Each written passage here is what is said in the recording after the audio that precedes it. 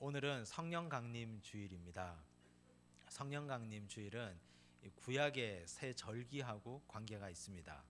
우리가 이 구약 시대 때 지켰던 세 가지 절기라고 하면 유월절, 그리고 칠칠절, 그리고 초막절, 이렇게 우리가 알고 있습니다. 그 중에 칠칠절은 왜 칠칠절이냐 하면 유월절이 지난 후에 7일을 7번 지난 다음 날이 칠칠절로 지켰기 때문입니다. 그래서 일주일씩 7주면 49일, 그리고 그 다음 날 50일째 되는 날을 칠칠절로 지켰습니다. 6월절이 지나고 나서 50일이 지난 다음에 그 당시 농사 짓는 그 환경에서는 첫 번째 추수가 이루어집니다.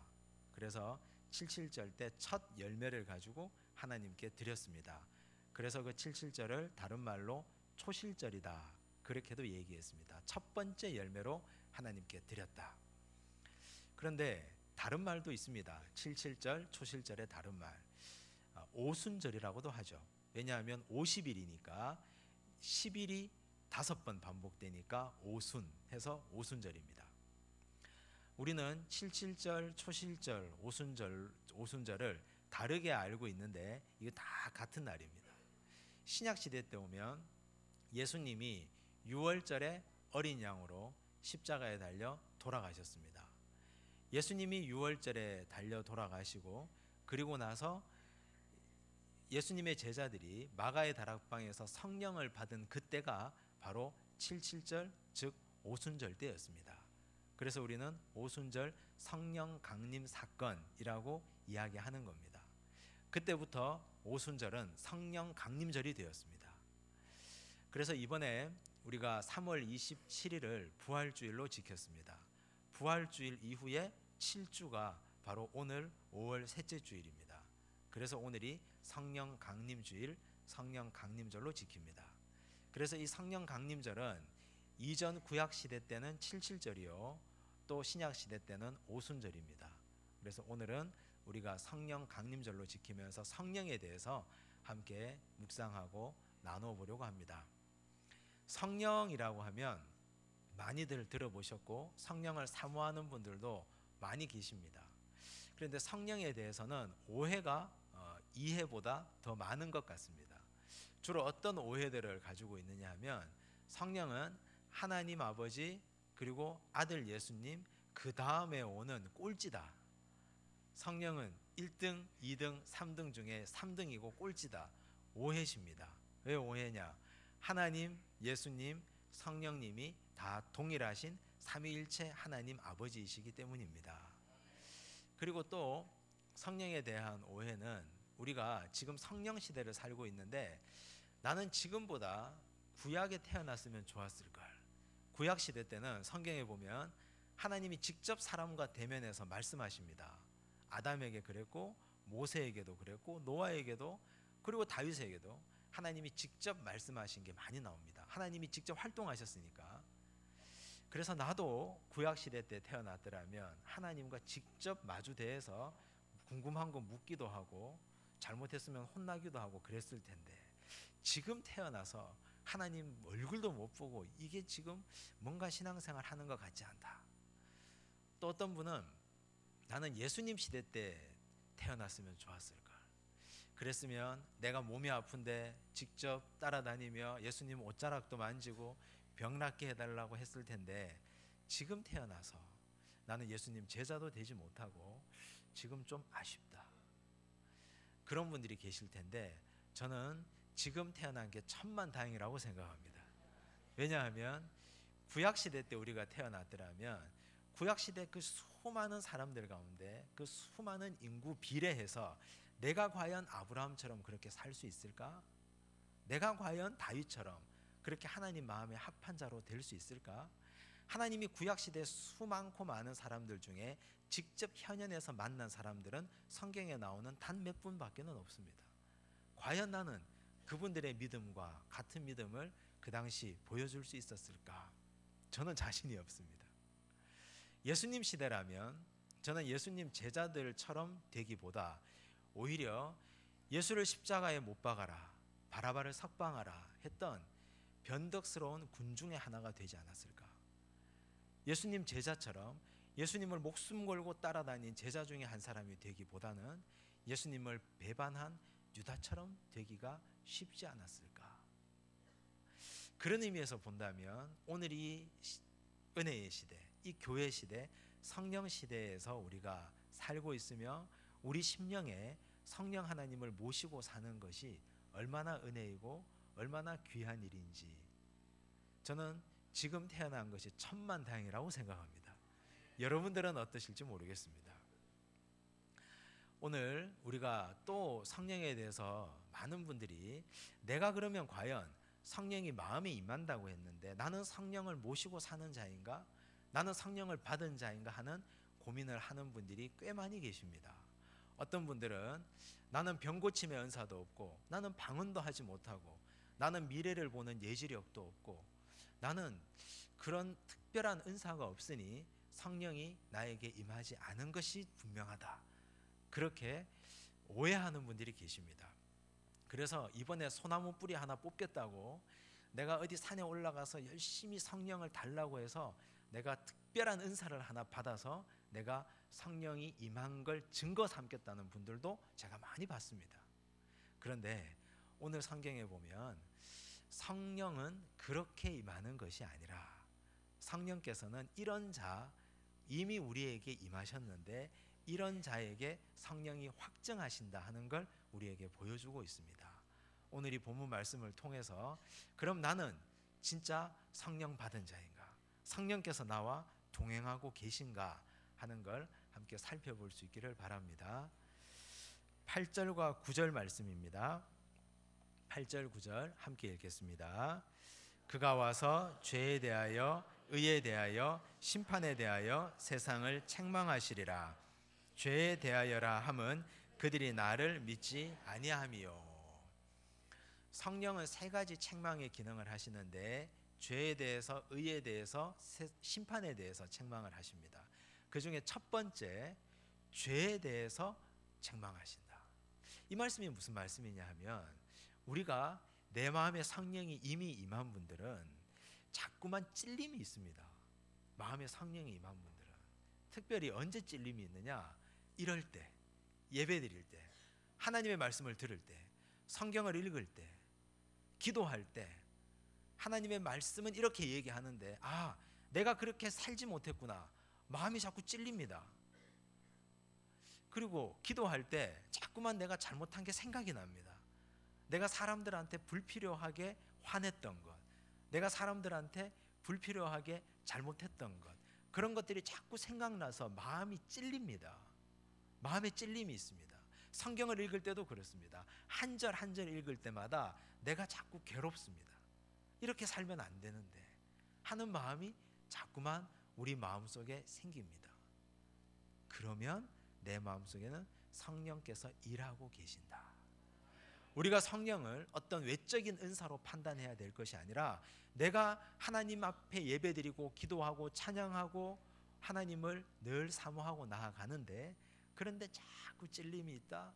그러면 하나님께서 성령을 나에게 이미 부어주신 분들이므로 걱정하지 않으셔도 됩니다. 교회는 참 특별한 곳입니다. 제가 교회를 생각할 때마다 참 교회는 정말 특별한 곳이다. 왜냐하면 일단 교회는 남자도 있고 여자도 있습니다. 교회는 어른들도 계시고 어린아이들도 있습니다. 또 교회는 많이 배운 분도 계시고 조금 덜 배운 분도 계십니다. 교회는 많이 못 가진 분도 계시고 많이 가지고 계신 분도 계십니다. 정치적 성향도 얼마나 다른지 모릅니다. 이쪽에 계신 분부터 이쪽까지 정치적 스펙트럼이 얼마나 넓은지 모릅니다.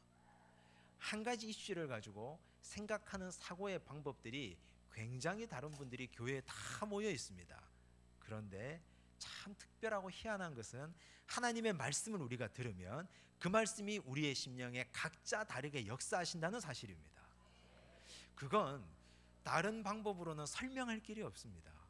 성령께서 우리에게 지금 이 시간 임하셔서 우리를 마음을 찔림받게 하여 주시고 깨닫게 해주시고 내가 살아가는 삶의 환경과 형편과 처지에 맞게 성령께서 일하신다는 것 이외에는 우리는 설명할 길이 없습니다. 사회에는 동질 집단들끼리 모입니다. 학교가 그렇죠. 이익 집단이 그렇죠. 내가 살아가는 모든 사회 공동체에 내가 속한 소속 집단을 보십시오. 거기에는 교회처럼 이렇게 스펙트럼이 넓은 집단은 없습니다. 교회는 많은 사람들, 다양한 사람들이 모였으나 성령께서 우리를 깨닫게 하시고 듣게 하시고 알게 하셔서 한 말씀이 선포되는데 그 말씀을 가지고 각양 다르게 내가 듣고 깨닫고 이해하고 찔림받고 회개하는 역사가 일어나는 겁니다. 그건 성령의 역사라고 밖에는 이해할 수 없습니다. 만약 이 자리에 학식이 높은 교수님이 앉아 계신데, 그런데 그분이 성령을 받지 못하는 분이다. 그냥 와서 내가 여기 앉아 있다. 그러면 한편의 좋은 인문학 강의를 듣는 것으로 끝날 겁니다. 세상에 많은 지식이 있는 사람들이 성경을 읽습니다. 그러나 그분들이 성령을 받지 못했기 때문에 성경을 세상적 지식으로 교양으로 읽고 마는 사람들도 많이 있습니다. 그런데 일자 무식한 어르신들이라도 학교 문턱에 가보지 않은 분들이라도 성경을 읽고 깨닫고 눈물 흘리고 회개하는 이유는 마음속에 성령께서 찔림을 주시기 때문입니다.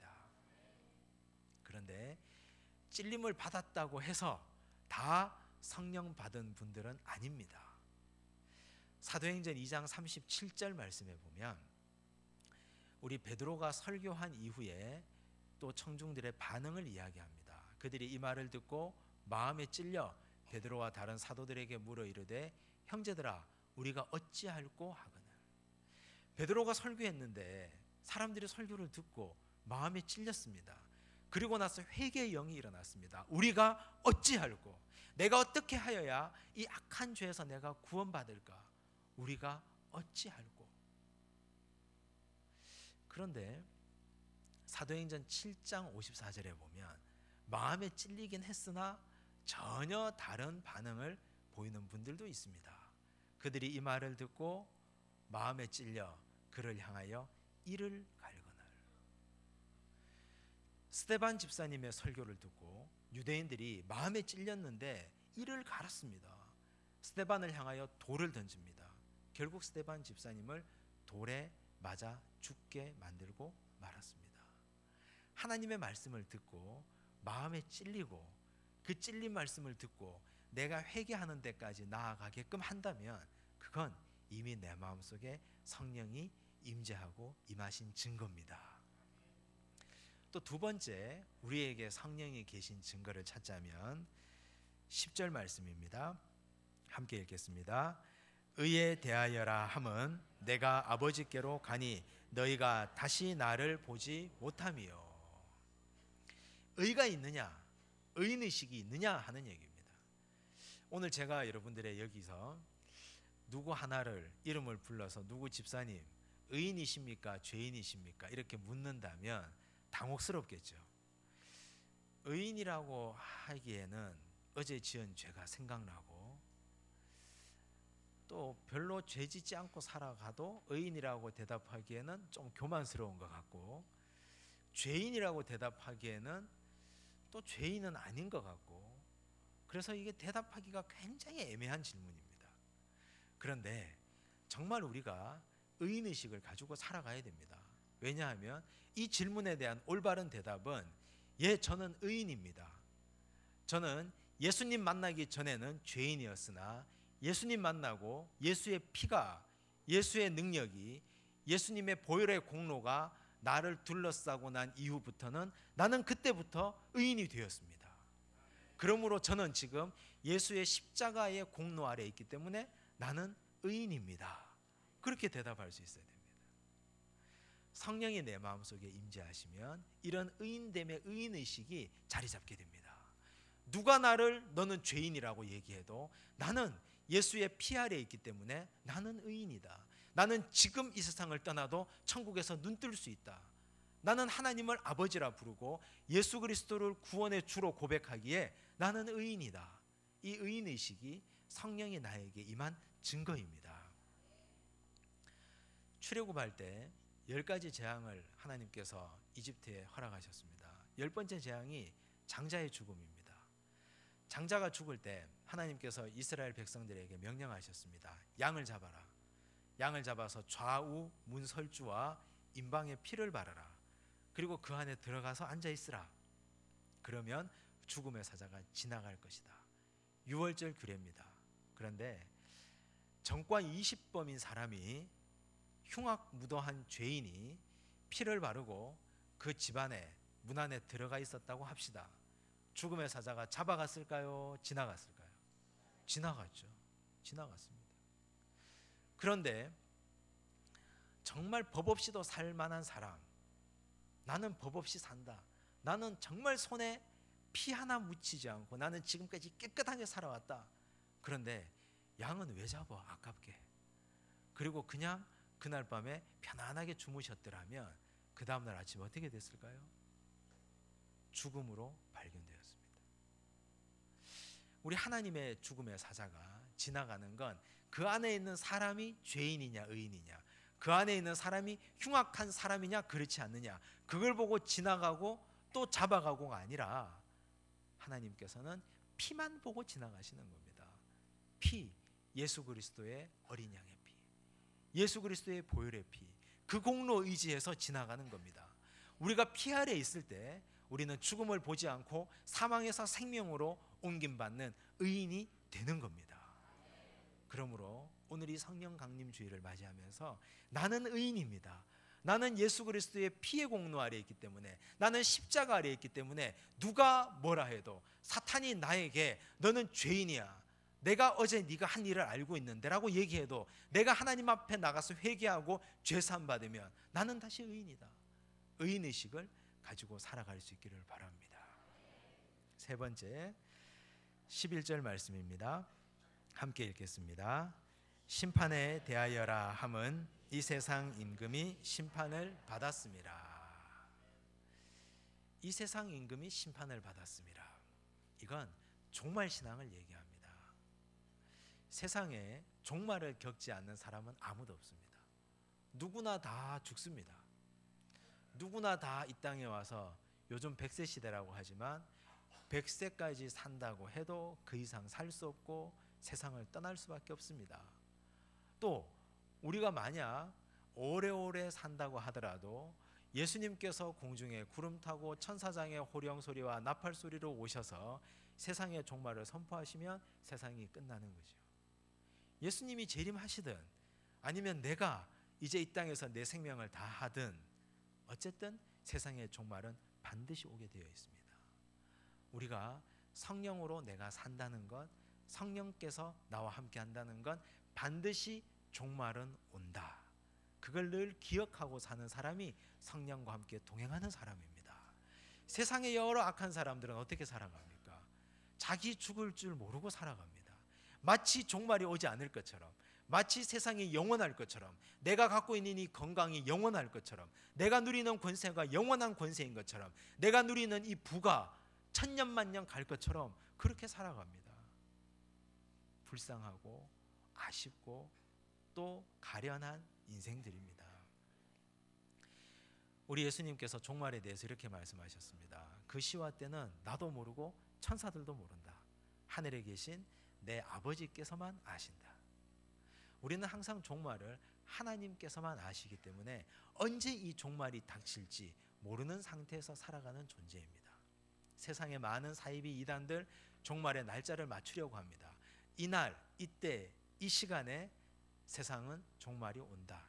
다 털린, 다 틀리고 다 잘못된 이단들, 사이비들입니다.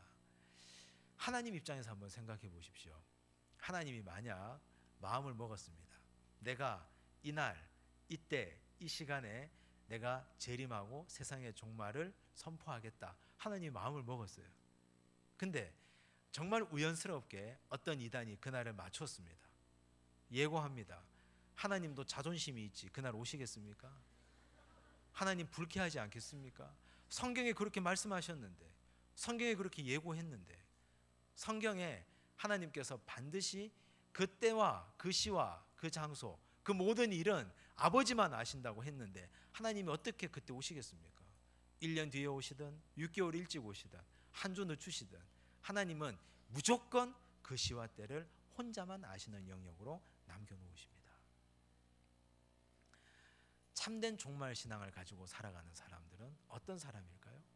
내 마음속에 성령에 임해서 그러면 심판이 반드시 있다, 종말이 반드시 있다고 생각하고 살아가는 사람들은 오늘 하루에 최선을 다하는 사람입니다. 내일이 보장되지 않았기 때문입니다. 오늘 여기 계신 우리 가운데 내일을 보장받은 사람이 누가 있습니까? 오늘 하나님이 우리에게 하루를 선물로 주셨는데 내일 아침에 내 코에 호흡이 있어서 눈 뜬다고 보장받은 사람 여기 누가 있습니까? 하나님은 우리에게 하루를 선물로 주십니다.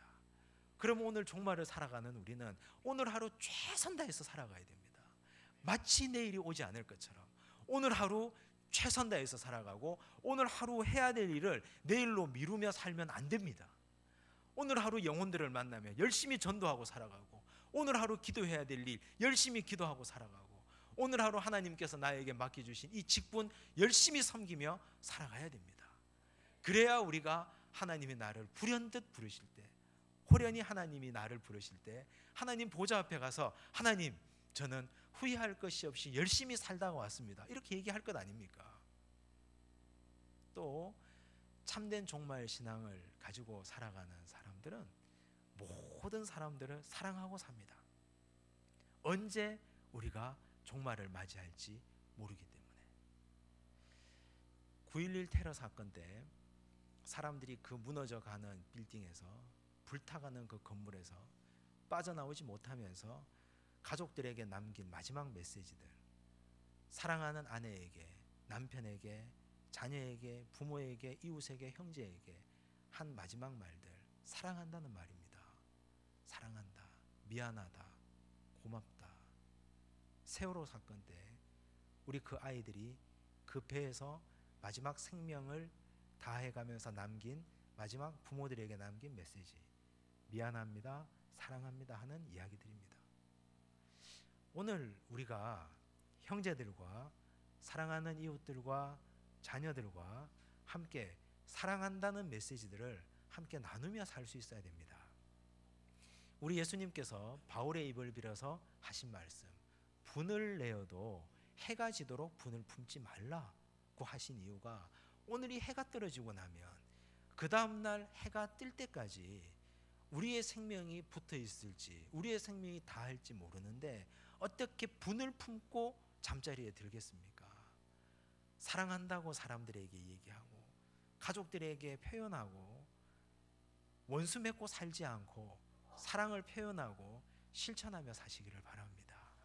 모든 주변 사람들을 사랑하고 내가 정말 보기 싫은 사람들까지, 내가 정말 저 사람 때문에 힘들었다 하는 사람들까지 다 사랑한다고 이야기할 수 있으면 그야말로 그 사람 심령 가운데 성령께서 함께 하셔서 참된 종말 신앙을 가지고 살아가는 분들임을 믿습니다.